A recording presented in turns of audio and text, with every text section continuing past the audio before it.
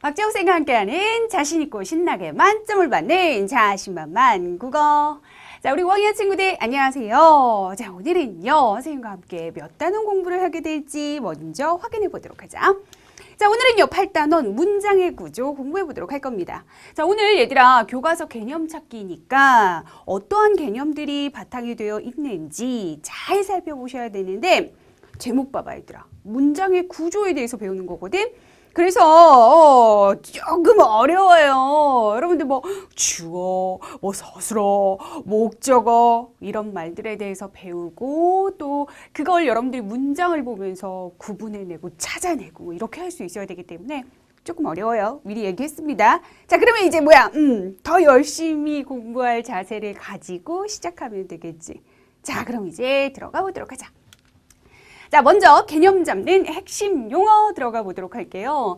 아무래도 이렇게 좀 어려운 걸 보여주는 단어는 그 용어들이 시작부터 딱 보면 어때? 아, 뭔가 좀 낯설다 이런 느낌이 들거든요.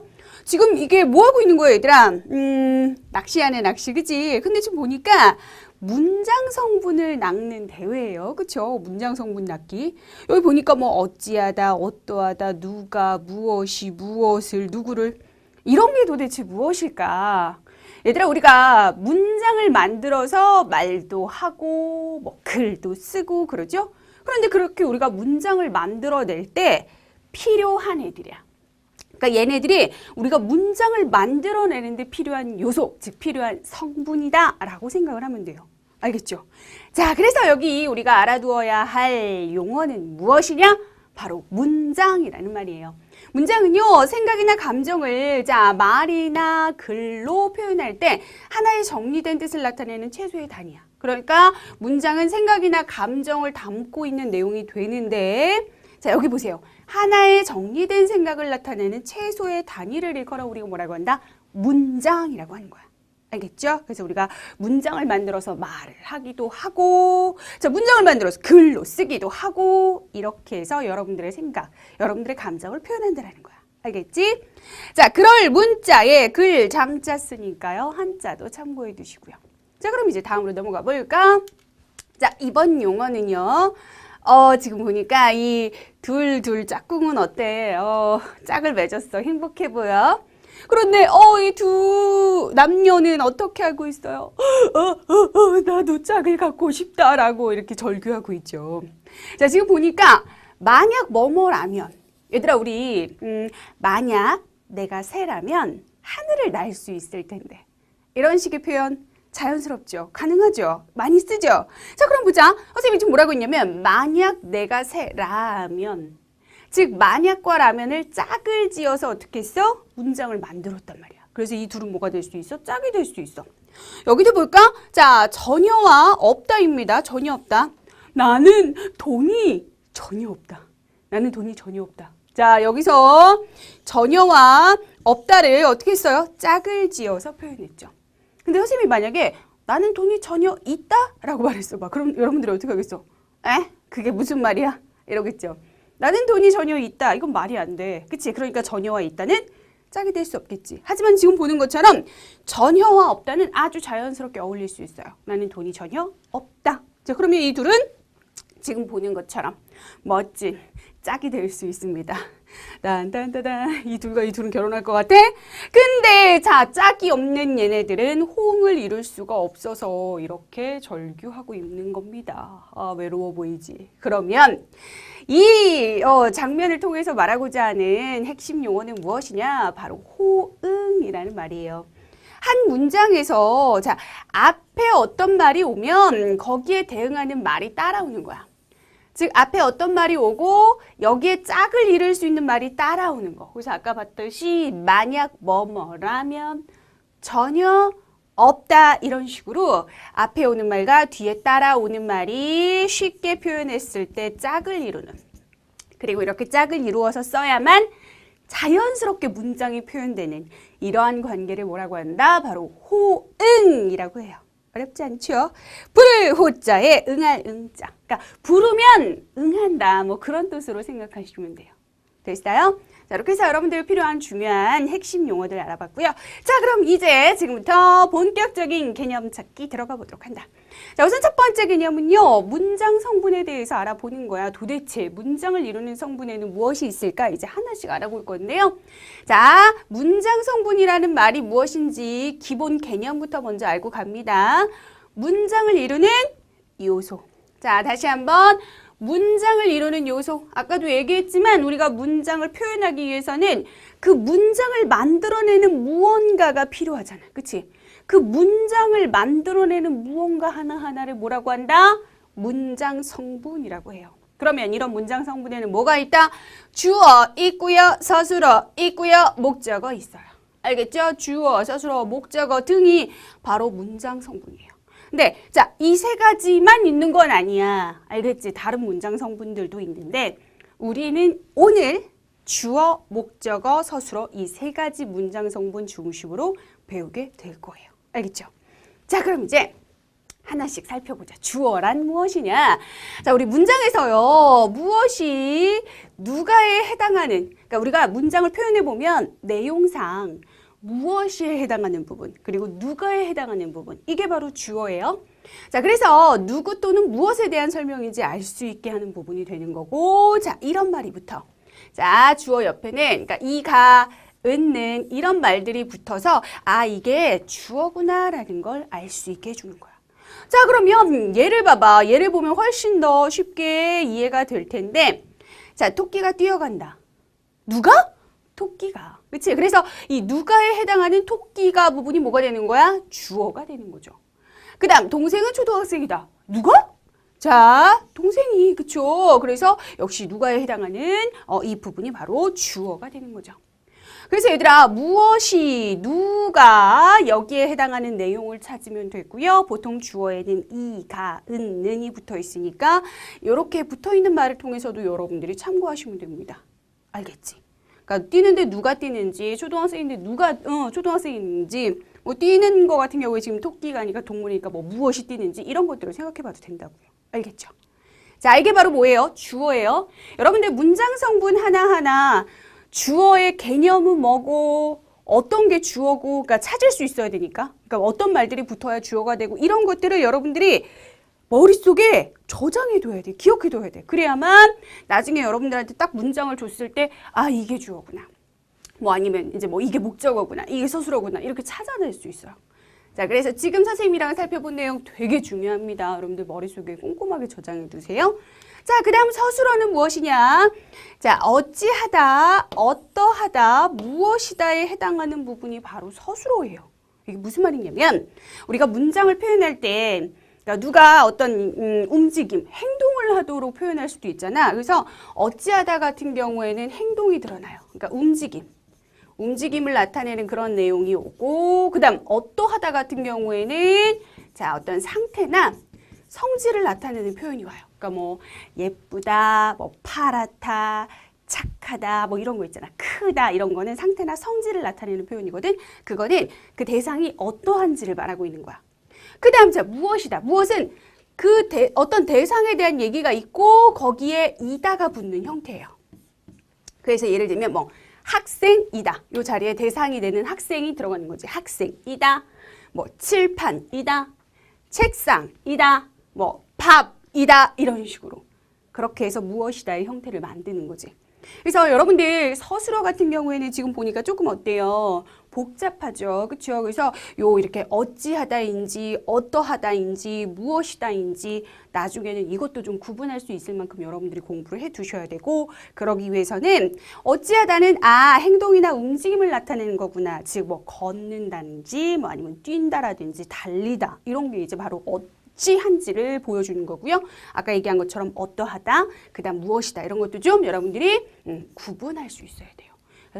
그래서 선생님이 여기다가 한 번씩 더 써줬어요. 자, 그러면 서술어는요. 누가 또는 무엇이 자 어떤 상태인지를 알 수 있게 해주는 거야. 그러니까 주어는 누구인지를 알 수 있게 해주는 거잖아. 주어는 누구인지 혹은 무엇인지를 알 수 있게 해주는 말이고 서술어는 그게 어떤 상태인지를 알 수 있게 해주는 말이야. 그래서 보면 얘들아 가방이 가볍다. 예를 볼게요. 가방이 이게 바로 앞에서 배운 뭐가 되는 거야? 주어가 되는 거지. 가방이 자 가볍다. 어떠하다고? 가볍다고. 알겠죠? 요게 바로 서술어. 나는 자 나는 이게 바로 뭐예요? 가방이처럼 앞에서 배웠던 주어가 되는 거예요. 나는 내가 어떤 상태인지를 말해줘야 될 거 아니야. 뭐 한다? 먹는다. 이거는 바로 어찌 하는지를 말해주고 있는 서술어입니다. 이거 가볍다, 먹는다. 이게 바로 뭐가 되는 거야? 서술어. 자, 지금 가방이와 나는 같은 경우에는 앞에 주어를 배웠으니까 선생님이 체크해 준 건데 자, 체크되어 있지 않은 하나가 있지. 밥을. 이건 도대체 무엇이냐? 바로 이어서 배울 건데요. 자, 우선 여기까지 지금 우리 뭐에 대해서 배웠어? 주어 그리고 서술어까지 배웠어요. 서술어도 마찬가지로 여러분들 지금 공부한 내용 꼼꼼하게 머릿속에 기억하기. 자, 그럼 이제 목적어. 자, 좀 전에 우리 봤던 그 밥을. 이게 바로 목적어인데 자, 여기 보자. 무엇을, 누구를에 해당하는 부분이 바로 목적어예요. 밥을. 보이죠? 밥을, 무엇을 이렇게. 자, 주어와 서술어 사이에 있고요. 뒤에 서술어가 꼭 따라오는 그런 위치야. 자, 을을과 같은 말을 붙입니다. 그래서 을을과 같은 말을 붙이는 어떤 대상이 필요해요. 그러니까 어떤 대상에 을과 같은 말을 붙여서 나타내는 것이 바로 뭐다? 그게 바로 목적어다. 자, 그러면 예를 한번 살펴보도록 하자. 합창단이 자 앞에서 배운 건 할 수 있어야 돼. 자, 주어죠. 누가 무엇이에 해당하는 부분? 어떤 상태야? 부르는 상태야. 그치? 그럼 이건 뭐야? 서술어지. 근데 뭘 불러? 노래를 불러. 그래서 이게 바로 뭐야? 노래를 보이죠? 어떤 대상에 을을 붙인 형태. 바로 목적어가 되는 거예요. 자, 동생이 주어지. 어떤 상태야? 좋아한대. 서술어예요. 근데 뭘 좋아한대? 자, 무엇을? 바로 강아지를 좋아한대요. 그래서 지금 동그라미한 노래를, 강아지를 이런 부분이 바로 문장에서 목적어가 되는 거야. 알겠죠? 자, 그러면 목적어도 마무리 별표합니다. 지금 본 것처럼 주어, 서술어, 목적어 각각의 성분이 자 어떤 개념인지 어떤 역할을 하는지 살펴봤어요. 자, 핵심입니다. 자, 그럼 이제 다음으로 넘어가 보자. 지금 우리 살펴본 내용을 한번 예를 통해서 점검을 해보도록 할 건데 문장 성분을 생각하면서 문장을 만들어 보는 거예요. 자, 봐봐. 우선은 간단하게 주어와 서술어로만 이루어진 문장을 볼 거야. 주어와 서술어. 자, 주어는 누가 무엇이라고 했고요. 서술어에는 어떠하다, 어찌하다, 무엇이다. 자, 그러면 우리는 주어, 그쵸? 학생이다. 자, 서술어 맞죠? 근데 선생님이 다시 한번 체크를 해볼게. 요거는 무엇이다의 형태, 그죠? 자, 그 다음 아기가 주어죠. 잔다. 잔다 뭐예요? 어찌하는지를 보여주는 거지. 어찌하다. 자, 하늘이 주어. 파랗다는 뭐예요? 어떠한지를 보여주는 거지. 어떠하다. 지금 선생님이 이런 내용을 계속 얘기해 주니까 이게 그럼 엄청 중요한가라고 생각하는 친구들 혹시 있을 수도 있는데 이게 지금 이것만 엄청 중요해서 얘기를 하는 게 아니라 여러분들 앞에서 배웠던 서술어에 이러이러한 형태가 있다라는 걸 지금 다시 한번 확인시켜 주는 거야. 알겠지? 이렇게 주어와 서술어가 만나면 뭐야? 문장이 이루어질 수 있어요. 자연스럽게 잘 만나야 이루어질 수 있겠지? 자, 이렇게 해서 우리 주어와 서술어로 이루어진 문장 봤습니다. 근데 얘들아 이렇게 해도 된다. 우리는 잔다. 이렇게 해도 되지, 그치? 물론 하늘이 잔다, 뭐 하늘이 학생이다 이런 말은 안 되지만 다르게 연결을 해도 말이 되는 거는 연결해서 또 여러분들이 다른 문장을 만들어낼 수 있어요. 문장은 무한히 만들어낼 수 있어요. 알겠죠? 자, 그 다음 또 다른 예를 볼까? 이번에는요, 여기 하나가 더 들어가 있어요.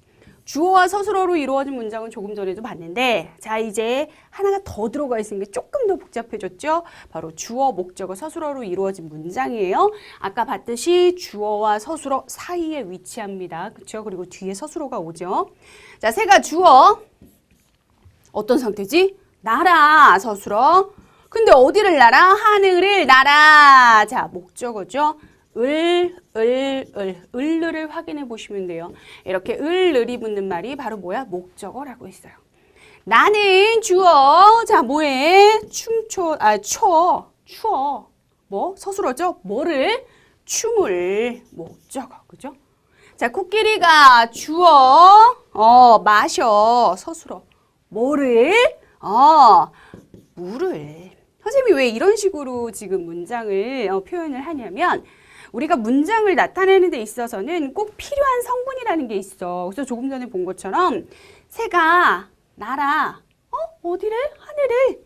나는 추워. 뭘? 춤을. 즉 문장을 온전하지 않게 표현을 하면 궁금한 부분이 생긴단 말이야. 코끼리가 마셔. 그럼 뭘 마셔?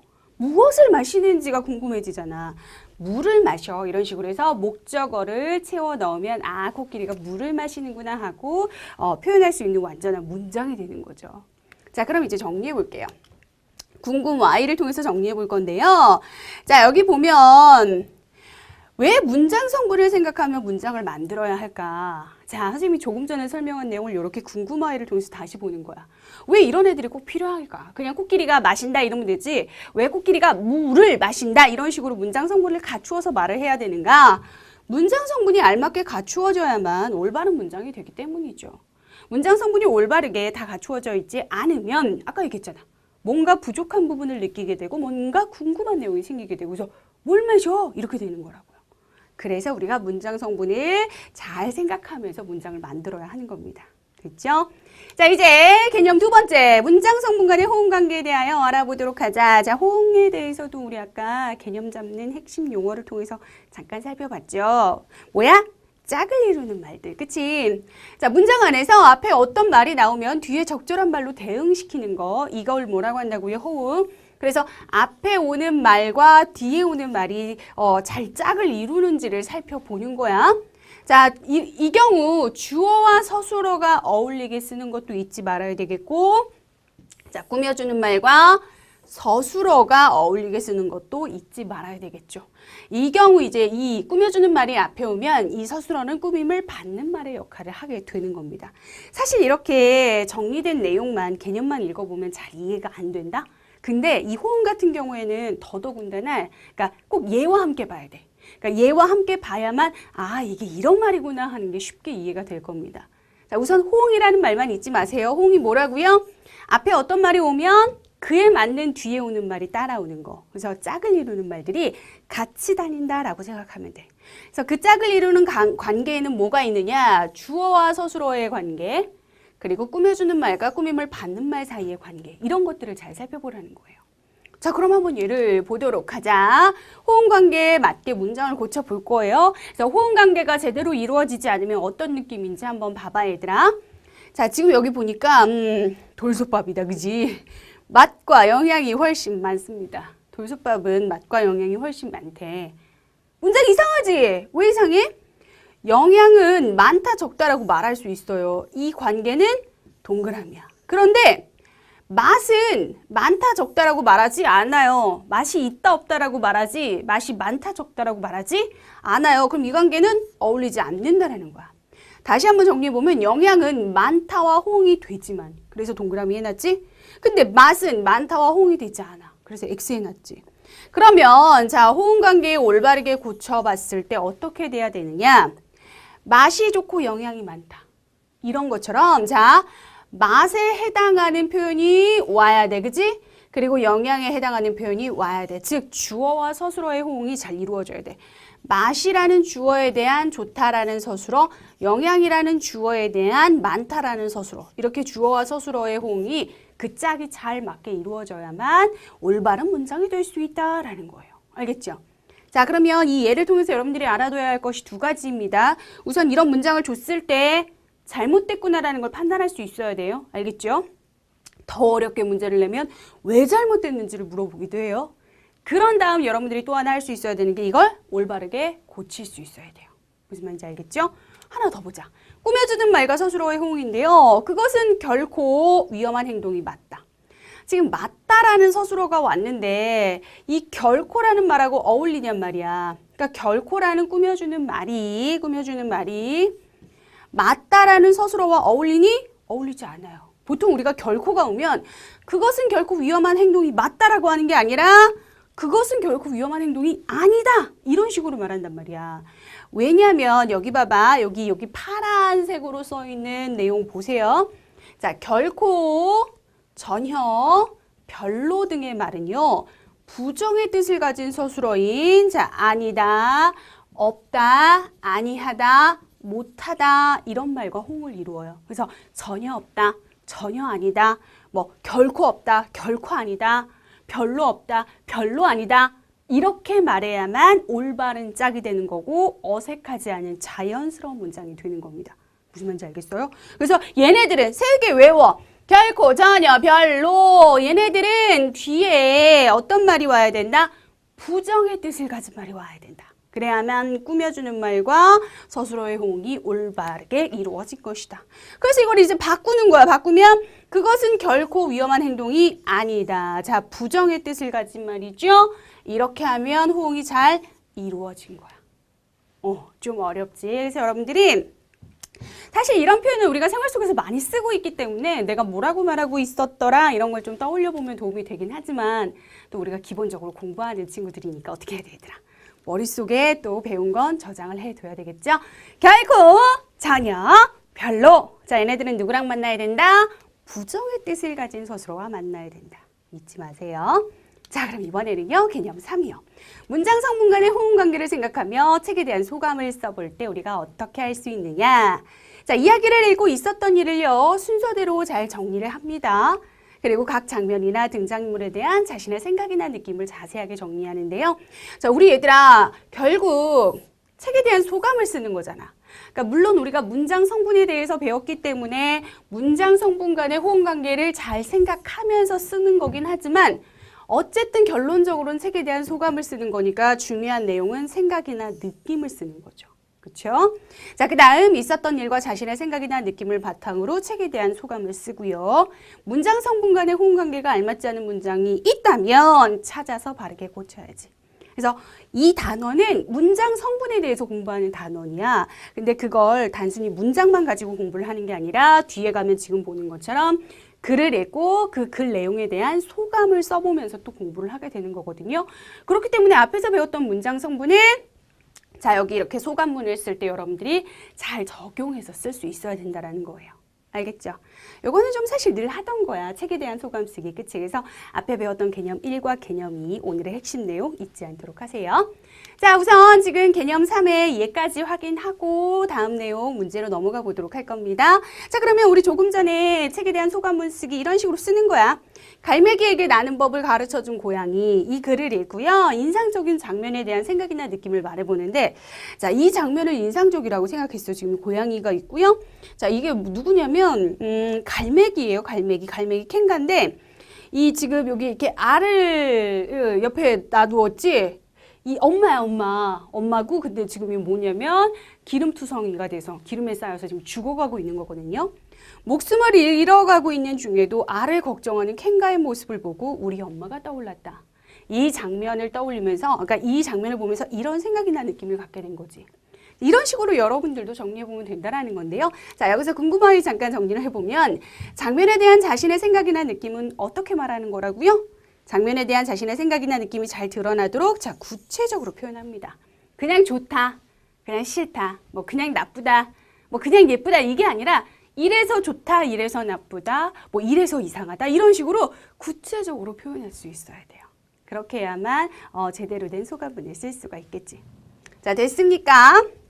자, 그러면 이제 우리 개념을 선생님이랑 생각해보는, 공부해보는 내용은 여기까지고요. 이제 여러분들이 개념을 잘 잡았는지 확인해보는 문제를 풀어보도록 하자. 자, 다음 문장에서 빨간색으로 쓴 부분의 문장 성분을 쓰라고 했어요. 자, 그럼 봅시다. 빨간색으로 쓴 부분의 문장 성분, 하늘이 파랗다. 뭐가? 하늘이. 그러면 하늘이는 주어가 되겠지. 나 파란색으로 바꿨다고 생각했는데. 자, 다시 써볼게요. 자, 주어. 파란색으로 이제 바뀌었지? 주어. 나는 춤을 춘다. 나는 주어. 자, 뭔데? 춘대. 그러면 이건 뭐예요? 서술어. 그치? 그리고 여기 추물은 목적어. 그쵸? 자, 그 다음 코끼리가 주어. 마신대. 서술어. 뭐를? 물을. 그러면 여기는 목적어. 선생님이 나머지 문장 성분들도 다 얘기해 줬는데 우선 답은요. 빨간색으로 쓰여있는 글자들의 문장 성분을 표시하는 겁니다. 됐어요? 주어, 서술어, 목적어. 자, 자, 이번에는요. 다음 문장을 호응관계를 생각하여 바르게 고쳐 쓴 것을 동그라미 하라고 했어요. 숲속에는 다람쥐와 새가 지저귀고 있다. 얘들아, 이 문장은 어때? 잘못된 문장이야. 왜냐면 새는 지저귀는 게 맞아. 그치? 새는 지저귀고 있다라고 말할 수 있어. 이건 호응이 돼. 하지만 우리가 다람쥐를 지저귀다라고 표현하지는 않아. 그러니까 다람쥐가 지저귀다라고 표현하진 않죠. 뭐 다람쥐는 달리거나 뛰어놀거나 뭐 이런 걸 나무에 오르거나 이런 걸 하지 새처럼 지저귀지는 않아. 그치? 그러니까 여긴 지금 뭐냐면 새라는 주어에 어울리는 지저귀고 있다라는 자 뭐야 서술어가 있는 것처럼 다람쥐라는 주어에 어울리는 서술어가 필요한 거야. 알겠죠? 그래서 보면 숲속에는 다람쥐와 새가 함께 지저귀고 있다. 다람쥐는 지저귀일 수 없다고. 그치? 그러니까 1번 아니에요. 숲속에는 다람쥐가 뛰놀고 새가 지저귀고 있다. 이게 맞는 거지. 그래서 여기에 동그라미. 다시 한번 설명해 볼게요. 지금 보면은 얘들아 여기 봐봐. 다람쥐는 뭐 할 수 있어? 뛰놀 수 있어. 말이 되지. 그 다음 새는 아까 본 것처럼 다시 지저귀일 수 있어. 이건 아까 봤던 거니까 말이 되지. 그래서 각각에 어울리는 내용으로 따로 이렇게 표현을 해줘야죠. 아니면 뭔가 함께 지저귀고 있다라고 표현하고 싶으면 다람쥐를 지저귀일 수 있는 대상으로 바꿔야 돼. 즉 새로 바꿔서 뭐 숲속에는 까치와 새가 함께 지저귀고 있다. 이렇게 말하면 맞아요. 그렇죠? 지저귀일 수 있으니까. 자, 하지만 이거는 틀렸죠? 그래서 맞는 건 2번의 동그라미. 이게 바로 뭐예요? 호응관계를 생각해 보는 겁니다. 자, 다음 문제요. 이번에는 문장 성분 간의 호응관계를 생각하며 책에 대한 소감을 쓰는 방법, 바르게 말한 사람의 이름을 모두 쓰라고 했어요. 재민이 이야기의 내용을 전부 자세하게 소개한다. 아니지. 전부 다 소개해. 그건 아니죠. 우리가 책을 읽고 나서 그 소감에 대한 얘기를 할 때는 기억에 남는 장면, 아주 인상 깊었던 장면, 이런 부분들을 중심으로 자신의 생각이나 느낌을 말하게 되는 거니까 재민이는 틀렸고, 자, 은하, 각 장면이나 등장인물에 대한 자신의 생각이나 느낌을 자세히 정리한다. 맞죠? 그 다음 수민이 문장 성분 간의 호응관계가 알맞지 않은 문장을 찾아 바르게 고쳐 쓴다. 수민이도 맞죠? 그래서 자 답을 적어보면 이름을 쓰라고 했어요. 정답은 은하랑 수민이. 은하랑 수민이 됐죠. 자, 이렇게 해서 개념 잡는 확인 문제까지 풀어봤습니다. 오늘 수고 많았어요.